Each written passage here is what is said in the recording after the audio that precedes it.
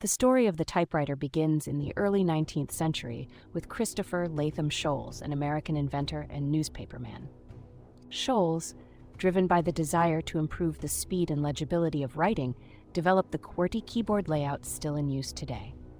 Initially, the first typewriters were cumbersome and required a skilled operator, but their ability to streamline communication soon revolutionized offices and personal correspondence. Over time, typewriters became more portable and efficient, leading to significant advancements like electric typewriters and, eventually, computerized keyboards. This transformation highlights the typewriter's enduring impact on writing, making it a cornerstone in the evolution of technology and communication.